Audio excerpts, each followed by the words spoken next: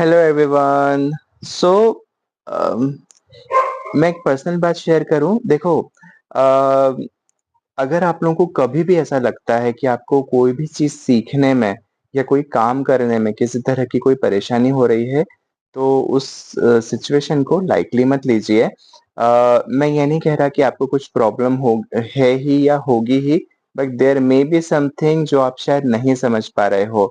सो चाहे आपको मैथ्स सीखने में किसी तरह की कोई प्रॉब्लम हो, मैथ्स में किसी स्पेसिफिक पार्ट में आप कोई स्पेसिफिक प्रॉब्लम फेस कर रहे हो बहुत लंबे टाइम से, आपको इंग्लिश सीखने में कोई प्रॉब्लम हो, आपको स्पेलिंग याद रखने में प्रॉब्लम होती है, आपको स्पेलिंग बनाने में प्रॉब्लम होती है, 10 बार, 50 बार, 100 बार महीने भर बताने के बाद भी आप उस चीज को समझ ही नहीं पा रहे हो, वो आपके दिमाग में जा ही नहीं पा रही है।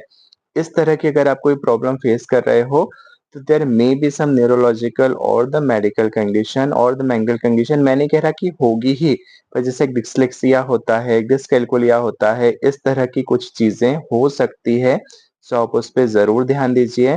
देखो, हमको अगर सिर दर्द भी होता है तो या तो हम डॉक्टर के पास जाते हैं, टेबलेट ले लेते हैं। हमको सर्दी भी होती है तो या तो हम डॉक्टर के पास जाते हैं, टेबलेट ले लेते हैं, मतलब छोटी छोटी चीजों के लिए। या हमको आँख में कुछ प्रॉब्लम है तो हम जो भी प्रिस्क्राइब ड्रॉप होता है या किसी एक्सपर्ट ने बताया, डॉक्टर ने बताया ड्रॉप होता है, वो हम डाल लेते हैं छोटी-सी प्रॉब्लम के लिए भी।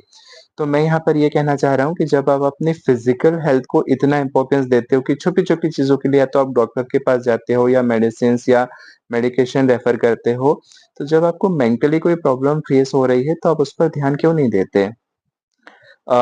कभी लर्निंग डिसेबिलिटी हो सकती है, कभी ओसीडी हो सकता है, जो आपकी पढ़ाई पे, आपकी स्टडी पे इम्पैक्ट डाल सकता है। कभी-कभी सिचुएशन कोमॉर्बिड भी हो सकती है।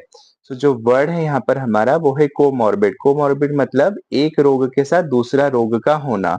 सो कोमॉर्बिड जो वर्ड है ये एडजेक्टिव है। एग्जांपल से देखें तो diabetes is generally comorbid with obesity. अगर ओबेसिटी है, मोटापा है, तो डायबिटीज होगी ही।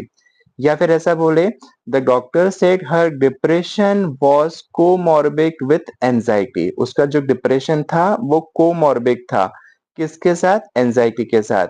तो वहां पर हम डिप्रेशन को बता रहे हैं कोमॉर्बिड था विथ एंजाइटी। तो हम नाउन के साथ बता रहे हैं, हम नाउन की विशेषता बता रहे हैं या नाउन की खासियत बता रहे हैं, इसलिए एडजेक्टिव है। इससे आप सीखिए, लेकिन जो मैंने कहा at the initial of my this video, आप उसे भी ध्यान रखिए। अगर कोई भी प्रॉब्लम फेस कर रहे हैं तो उसे लाइटली मत लीजिए। विजिट द साइकोलॉजिस्ट और psychiatrist and please consult with them. Thank you so much, have a great time, bye bye, take care.